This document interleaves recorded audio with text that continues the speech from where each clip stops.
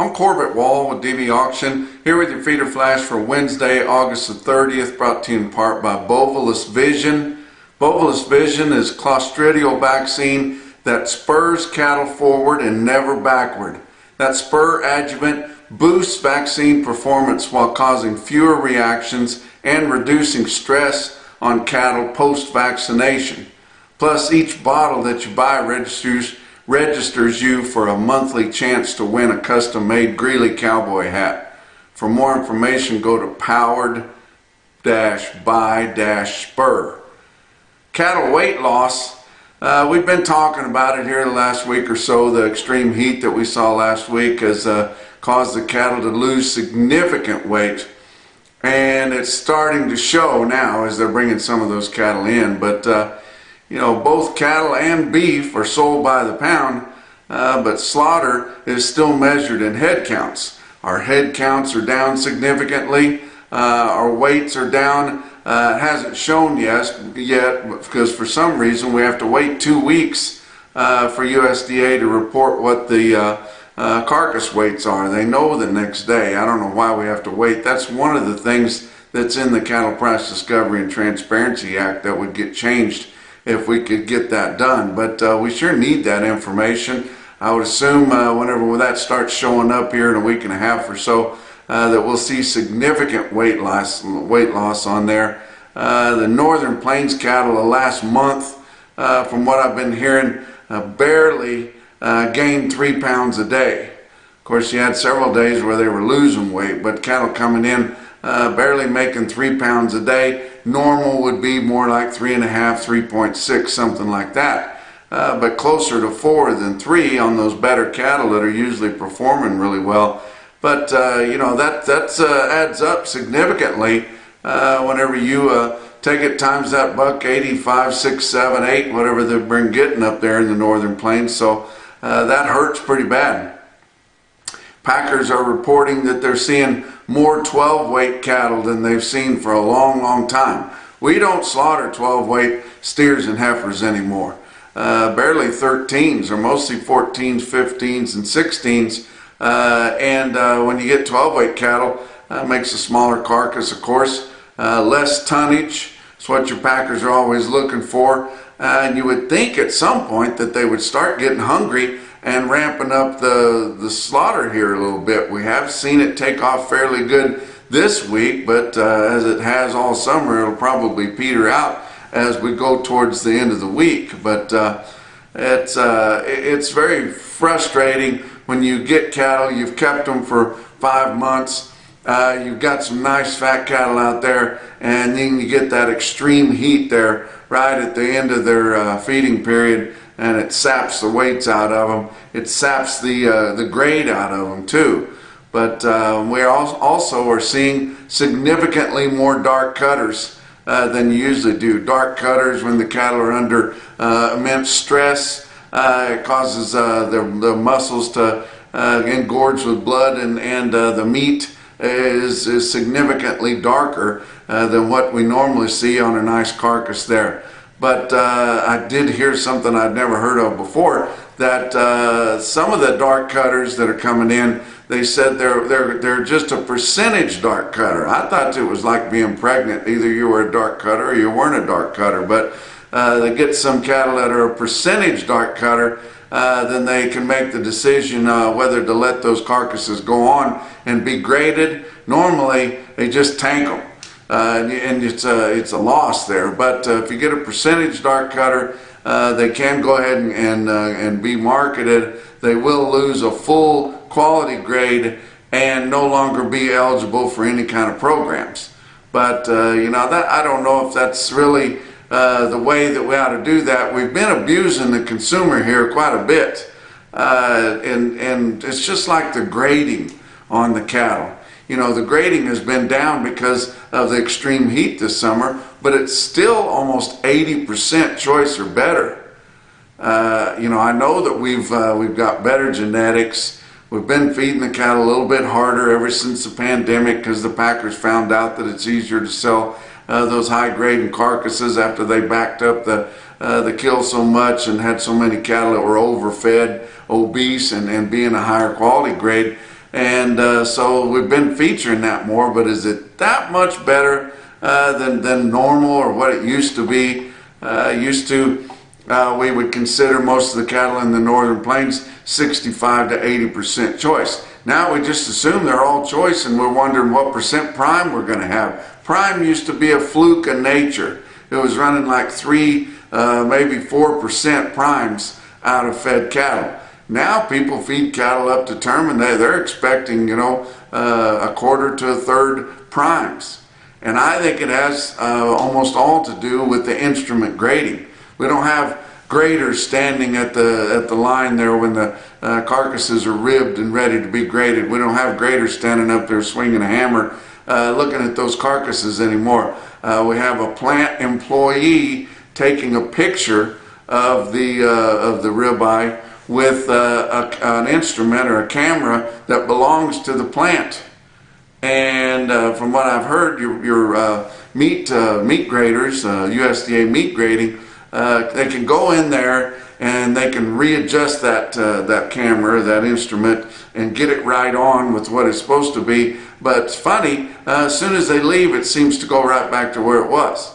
But it's not, who's going to complain about it? The plants love it because they get more high grading cattle. The producers love it because most of them are selling some type of a formula or a grid deal, and they're getting more high quality carcasses, so that's good. And the consumer doesn't know any difference. But eventually you can only take advantage of the consumer so long, and then it's going to start affecting the demand for beef.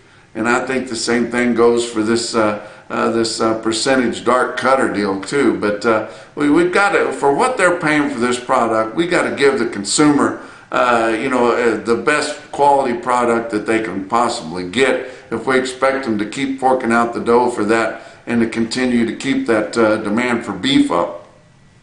Let's talk about your board. On Tuesday, August live cattle futures were up 30 cents at 181. October was down 7 cents at 181.47. Your back months were mixed, but not very volatile at all, from down 17 to up 22. August feeder cattle, like I expected, it wasn't on Monday. It took off, but was short-lived. Of course, it didn't take much back. But August feeder cattle, August, which has to settle with your CME cash feeder cattle index on Thursday, it was up another 45 cents at 250.70. I told you on the last visit I didn't see CME cash feeder cattle index being over 250 by the latter part of this week. But the board being up on Monday kind of charged the feeder market a little bit. It was good on Tuesday. We're not seeing a whole lot of volume, so the top prices we're getting are playing a bigger role in there. CME feeder cattle index is running just over 249. The 7 weights, it runs from 700 to 899 pounds, and those 7 weights, a lot of them bring it up in the 260s, and it could pull that up there. So it always converges. Your cash settled feeder cattle contract always converges. It's not like your live cattle that's $2, $3, $4, $5, $8 away from what your market is. But September feeder cattle down a quarter at 254.02. Your back months, similar to the fed cattle contract, they were mixed from down 27 to up 17, but not a lot of volatility at all in your cattle futures. New crop December corn was down 9.5 cents. You would have thought that would have jolted feeder cattle, but the feeder cattle jolted on Monday when corn was up. I don't know, things just aren't making sense, cats and dogs living together. I'm just, the board always throws me for a loop. But corn, December new crop corn down 9.5 cents at 486 3/4. New crop November beans down 13 1/4 at 1392 1/2. Kansas City hard red winter wheat for September down 23 cents. Guys, would have been better to sell that at the elevator if they're paying storage on that too, because it's not holding up. But September contract Kansas City wheat 714 1/2. The end of regular trading on Tuesday. Fat cattle trade, we haven't seen anything hardly at all on a direct basis. We have seen a little bit in Iowa, about 200 on Tuesday and about 1,000 late on Monday. They were live sales ranging from 186 to 187, and that's right in there close to what steady was. So that doesn't tell us anything other than we haven't lost or gained anything really. But Nebraska, Kansas, and Texas have not sold a hoof. We don't get to see what Colorado does because there's not enough participation in there from packers. But we did have a brick and mortar fat cattle sale. Thank goodness we have something to talk about earlier in the week. Stockman's Livestock Market in Yankton, South Dakota had a good sized fat cattle sale. 1,200 head in overnight, 1,850 head total. Conventional cattle, just the straight up fat cattle, steers and heifers sold $1 to $2 lower. And I don't know if the Stockman's Livestock Market is responding to last week's direct fed cattle market, or if we're going to see the direct fed cattle market respond to Stockman's Livestock, or if it's going to make any difference at all. But your conventional cattle $1 to $2 lower, selling from 180 to 185, which is less than what we're seeing on a direct basis there. But your program cattle, non-implanted and drug-free cattle, they were also steady to 2 lower, but bringing from 185 to 195, and that's significantly better than what we see in the country. Box beef cutout values were lower. They couldn't hold the gains that they got late last week. Choice cuts down 268 at 314.36. Selects down 241 at 289.68. Like I said earlier, your slaughter is holding up there pretty good. Through the first 2 days of the week, 250,000 head estimated to have been harvested. That's 4,000 better than the same point last week. Exactly same as the same point a year ago. Talk about what else is going on. Livestock Risk Services, we talk about them all the time. They're your LRP specialists. Call Dakota Moss or one of his agents. I know you've got questions about LRPs. I've got questions about LRPs. There's very few people, unless you're selling them, that's got it all figured out. As I told you on yesterday's feeder flash, you know, the new highs that we saw in the feeder cattle, you could not get an LRP on them yet because there hadn't been enough trade in there at those new levels. But they can answer your questions at Livestock Risk Services. You've got to protect yourself with these lofty prices that we've got right now. It's crazy not to.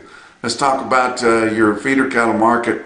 Your real-time index on DVAuction late in the day on Tuesday sitting at 246.78. That was up $1.38. We've gotten past those really hot days there where everybody was just kind of backing off. We didn't see hardly any runs in your feeder cattle sales, but up $1.38. CME's sitting a couple dollars, $2.50 higher than that. 249.12. It's got direct sales in there. It's got some of those high video sales in there. Your real-time index is just cash auction sales put together in a 7-day moving average there. So I don't know if it's going to be able to hold at that 249.12. If not, your August feeder cattle are going to have to back up. It's got to converge here, like I said, here in the next day or two. But talk about your big sales on Tuesday. Ozarks Regional Stockyard in West Plains, Missouri. 3,000 head. Remember last week they hardly had any because of the high heat and high humidity. 3,000 head, significantly more than typical for this time of year. And then another 1,150 head through their in-house video that they do with help from DVAuction. Can't believe, or I can believe, but I'm just amazed and proud of how well that Ozarks Regional Stockyard is doing with that in-house video sale. They have a big video sale every single week, it seems like. But your market there through the ring compared to 2 weeks ago, because they didn't have enough cattle last week to wad a shotgun. Feeders $2 to $4 higher, calves $4 to $8 higher. A stick out sale from one of my Feeder Flash gang members, Mike English from Grandview Ranch in Coma, Mississippi. He was tickled the way his cattle sold. His home-raised calves he brought in there out of Okie cows and Leachman bulls. He had 59 steers in there, weighed 730 pounds, bring 247. How about Denny Rezac Livestock Commission in St. Mary's, Kansas? Just pulled out, I'm wanting to show you what the 8 weights are bringing, and I pulled the strings of 8 weights out of Rezac's sale on Tuesday. 800 to 900 pound steers in St. Mary's, Kansas bring from 240 to 275, and that was off the market a bit, but all the way up to 254 and a quarter, and you see those 2 big strings bring well over 250, so maybe we will get the index up to 250 here this week. Your National Beef Wire stick-out sale of the day was Beaver County Stockyards in Beaver, Oklahoma. 2,200 head of feeders there. And as I told you on yesterday's visit when I was advertising for them, the calves that they had were mostly unweaned, and they didn't have a lot of calves, so kind of disregard the calf weights there. But look at your heavier feeder weights. 326 head, 7-weight steers, average 770 pounds. The weighted average price of $251.49. 703 head of 8-weight steers, averaged 841 pounds at $246.84, and 198 head of steers in the 9-weight category, averaged 941 pounds at $232.34. On the heifers, your best tested weight group was 7 weights, 245 head of them, averaged 757 pounds with a weighted average price of $232.44. Don't forget, next week I'm going to be giving a presentation. Dr. Rodrigo with Therapy is going to be giving a presentation. We've got LRP, we've got gross margin policies going to be talked about on Monday evening, Labor Day evening, and then on Tuesday, the day after Labor Day, going to have a big feeder flash, beaver clash. Got a lot of yearlings already consigned for that sale. Going to be several people around for that sale, and a lot of activity, especially for Beaver, Oklahoma. Talk about another sale, Unionville Livestock Market in Unionville, Missouri. That's extreme north central Missouri. Rockin' R sells their cattle there. Just had 2 loads. Normally they have 4, 5, 6 loads, but just 2 loads out of the Rockin' R's from Lucerne. But one of them weighed 859 at 254 and a half. Another weighed 868 at 255.50, and those are backgrounded steers there. But they know how to do it, and they leave the good in them. The buyers really like them. Another Feeder Flash gang member, Brian Perkins, yeah, he sold a load of big steers in there. You see them right here. 66 head, weighed 844 pounds at 254 and a half. Unionville Livestock Market. Individual quote, how about Miles City Livestock Commission in Miles City, Montana? 87 steer calves, weighed 665 at 270. But the most impressive quote that I saw anywhere on Tuesday, your Macrocin No BS top quote for the day, come out of Kingsville Livestock Auction in West Central Missouri. 70 head of steers, weighed 739, bring 267.50. That's your feeder flash for Wednesday.